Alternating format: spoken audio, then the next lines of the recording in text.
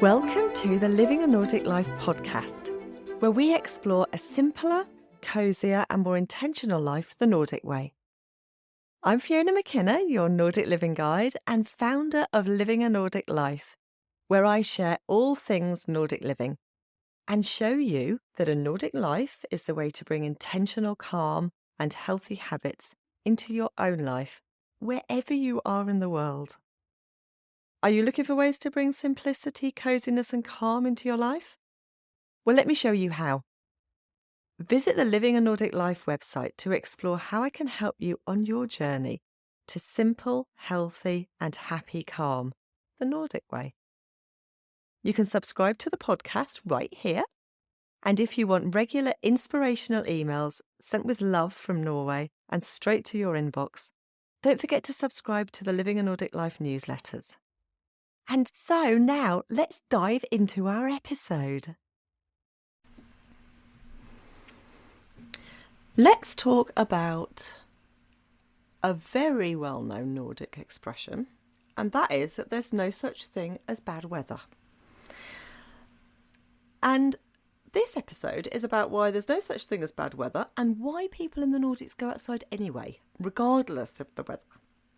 At the time of recording this, it's August, end of August, which here in Norway, even in southern Norway, is really the start of the autumn. We've got some very cold mornings, and this morning it was 0 in one part of our village. Not here at my house, it was about 5 degrees, but you're feeling that chill, you know, that you get as the autumn progresses, or certainly in this part of the world anyway. And autumn in Norway can be beautiful. It can be warm, sunny weather and a continuation of summer, or it can be rainy and wet and gruesome and a little bit soggy underfoot. Much of Norway is actually quite wet and boggy, and that's why it's so green, because we get just a little bit of rain. Well, a little bit of precipitation generally, because, you know, snow is water, isn't it? But it just sits there for a bit. But rain does not mean that nature is any less beautiful. It simply has a different kind of beauty when it's raining. One that reveals itself if you're willing to step outside. When the rain falls, the colours become more saturated.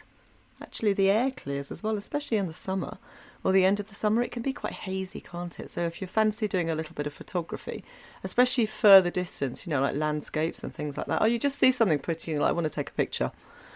If you do it in the summer, it's always hazy, but after there's been rain, it clears it and there's this sort of crystal clearness to the sky. It's the same with everything around you.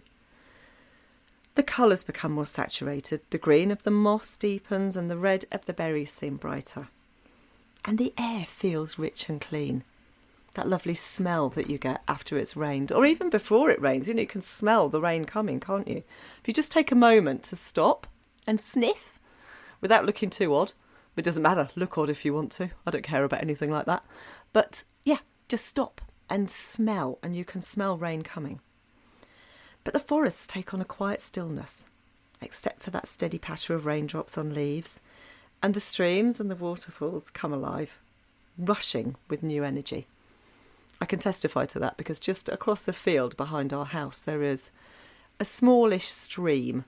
Not a tiny stream, but, you know, one of those kind of Norwegian streams that's got things like meadowsweet and plants growing to the edge. And it's a bit peaty, but it's fed by a little waterfall. When we have a lot of rain, or there's been a lot of rain, the waterfall's really noisy for such a small one. But there's a softer, more contemplative kind of beauty than sunny days. But every bit as lovely to experience. And I know probably that a lot of you that are listening to this, actually, autumn is your favourite season. I know that because we talk about it. It's my daughter Millie's favourite season. She likes the longer evenings and being able to light some candles. And it's cold enough to need a blanket if you want to. And you can sit there and there's no excuse really to have to sit and read a book. You don't just think, oh, I should be outside because the weather's beautiful and it's a long day. You know, you can be inside, it's raining. Or go outside in the rain, if you're really Norwegian, which is what we're going to talk about now. The Norwegian way of rain. what always strikes me here is how many Norwegians are outside in the rain. Back in England, a rainy day would usually mean staying indoors, and that's not just adults, that's also kids at school. If it's raining, they don't go out. And that to me seemed normal until we moved here. People would grumble about the weather, that's a very British occupation. We love to talk about the price of things and the weather, or complain about it actually. We're very good at complaining. And you'd be waiting for the skies to clear, constantly looking, is it okay to go out yet? Here in Norway, the number of people outdoors seems to be exactly the same, whether the sun is shining or it's chucking it down. Families go out on hikes, joggers carry on, and children play as enthusiastically in the school playground. In fact, they're not allowed inside. It has to be very, very cold for them to go in, about -15 for the older kids to be allowed inside. If it's raining, they put on waterproofs and you get outside. And they enjoy it. They've got wellies on, they're not getting wet. And they're wearing all waterproof gear. And they go and they play in the rain and they jump in puddles and they get wet on the outside and they're dry on the inside. But it's all about clothing, isn't it? From the looks on people's faces, I sometimes wonder if they enjoy it more when it rains. There's a joy in the way kids splash through puddles in their waterproof trousers and boots, chasing each other through the little streams that suddenly appear. Or adults in waterproof coats are completely unfazed by the rain, however torrential. No one hurries to escape it. The rain is simply accepted as a part of life. And once you let go of that built-in worry that rain should keep you indoors, it becomes really liberating. That you can go out in any weather. It's not going to stop you. You're not going to be forced to stay inside. I'll tell you a funny story, actually. A couple of years ago, we have a lake near our house. And at this particular time, well, any time, actually, usually early spring or end of the autumn, it gets quite full. And although there's a really beautiful gravel path around it, it's quite often the lake water comes higher than the path and it floods the path. And we were out walking and we got to a point where it was quite flooded. And it was ankle deep, maybe a bit more, kind of, up to your calves in water. But it was still on the path. And the kids and I were like, ooh, I don't think, we don't want to get wet. We were only wearing trainers. We don't want to get wet. I think we'll turn round. And it was raining as well. But we were out and it was fun, and it was beautiful to see the rain on the lake. This family came past us and it was parents with a dog and 2 kids that were quite small. The kids had waterproofs on and wellies. And they didn't even stop when they got to this water. Straight through it. Not a thing. I had to stop and look and I thought it's going to be inside the kids' wellies and everything. Didn't care. They were out for a walk and they were enjoying it. And it didn't matter that it was raining and flooded. They were going to walk anyway. Straight through, carried on. And I always remember that because that just seemed to me very Norwegian. But some of it is about dressing right, isn't it? And that's the biggest part of getting outside like you're Nordic. Especially when the weather is a little bit unpredictable. It's all about the way we dress. People here in the Nordics are raised to dress properly to go outside. And they have an outfit for every occasion. And I'm not talking about social occasions, although, they have outfits for social occasions, but it's very important to have the outfit for being outside, and that's what I'm talking about. Friluftsliv is such an integral part of life here that the right outfit is crucial. And Friluftsliv is outdoor living. That's it concisely. It's not really it at all, actually. It's a philosophy. It's a culture. It's a way of getting outside, regardless of the weather, and enjoying being outside in nature and appreciating what nature can do for you. But having the right outfit is crucial. It's more than just feeling right. It's about being comfortable and relaxed and enjoying getting outside into nature. Or kind of removing that worry, actually. That worry of, am I wearing the right thing? Are these shoes suitable? Am I going to get wet? Am I going to be cold? And will your coat be warm enough? Will your coat be waterproof? We have to stop fussing about appearance and embrace the outdoors. The trees aren't going to judge you. They don't care.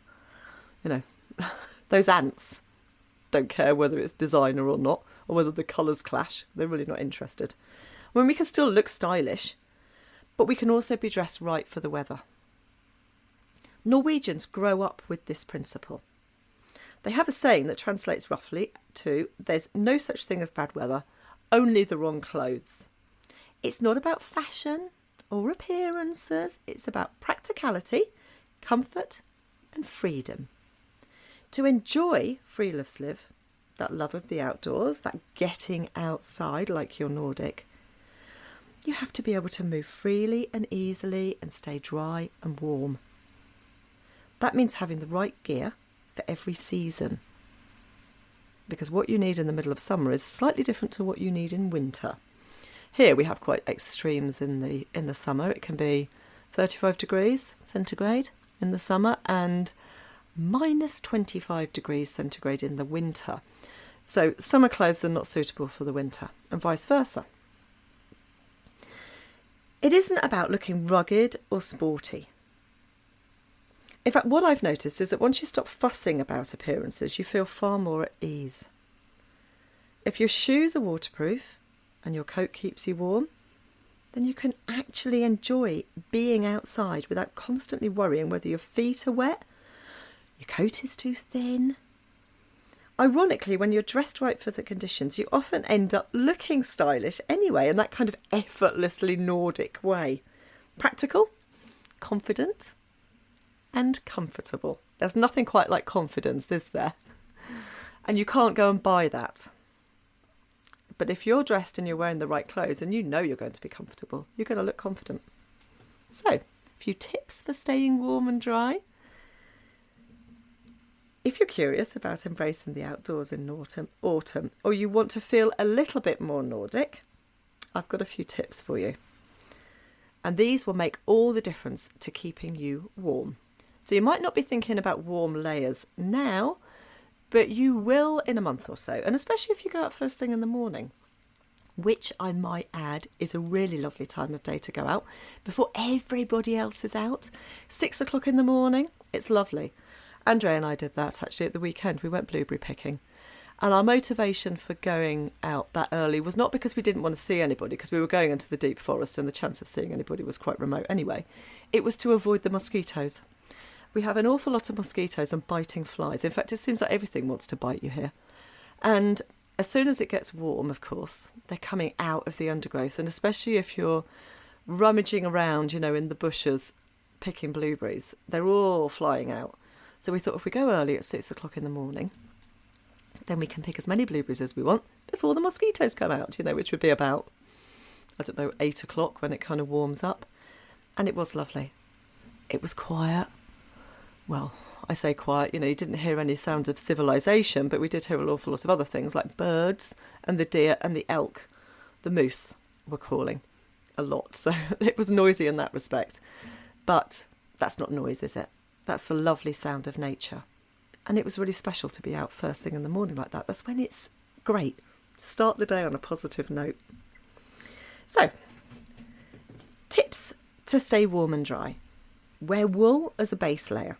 Wool is really popular here, and especially woolen underwear or thermals. Long, very thin, but long sleeves and long legs.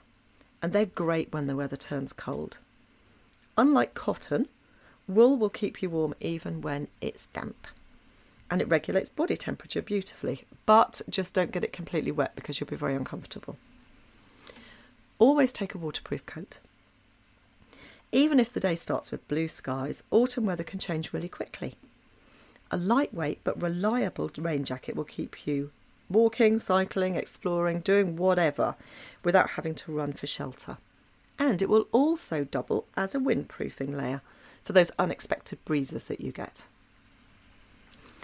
Invest in good shoes. The best that you can afford, actually. The best that you can afford might be £20, $20, or it might be $200. But whatever you can afford. The more you spend, generally speaking, the longer they will last if you go for a good brand. But wet, cold feet will ruin any outing. So waterproof hiking boots or sturdy wellies will keep your feet warm and dry. You have to be a bit careful with wellies, actually, to be honest. I mean, they will keep your feet dry, but they can also make you very cold. So you have to wear quite a lot of socks, wool socks with them, to keep your feet warm. But having dry feet will make being outside much more fun. Layer your clothing. And the Norwegian way is all about layers. You start with wool close to your skin, and then you add a warm insulating layer like fleece and finish with a waterproof shell. That way, you can adjust it as the weather changes. Take things off, put things on. It's great, really versatile. And don't forget a few accessories. When I say accessories, some of these are actually essential. A woolen hat, gloves, and a good scarf or a cowl that's going to stop up all those little gaps, which is where the wind and the cold will get in.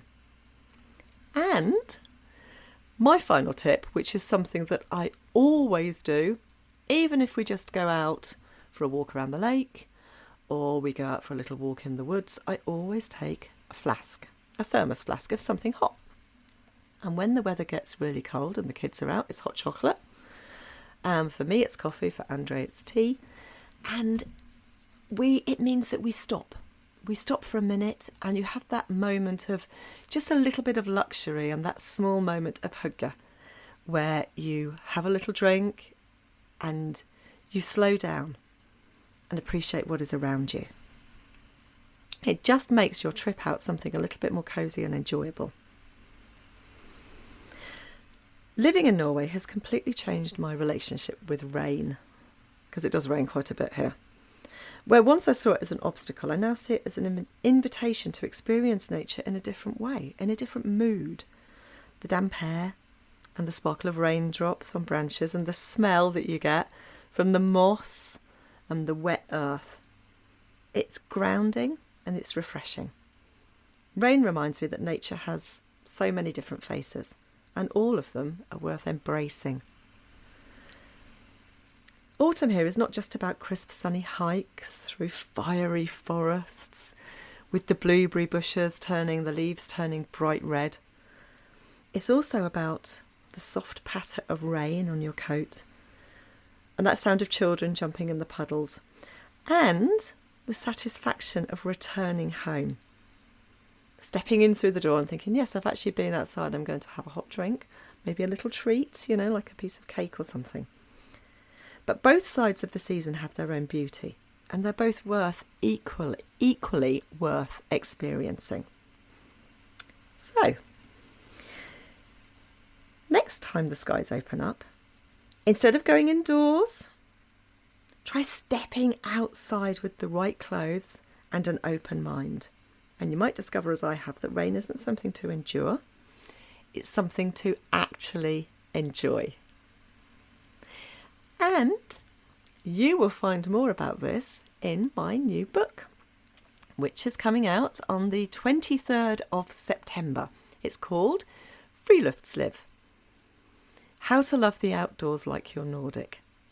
And it's a gentle encouragement to get outside wherever you are in the world and whatever the season and whatever the weather, and appreciate what nature has to offer and how it can make us feel better and make us feel happier and more grounded in our lives, in this busy, crazy world.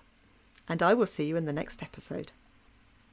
If you've enjoyed this episode, please subscribe to the Living a Nordic Life newsletters so you can get an email when I release a new episode.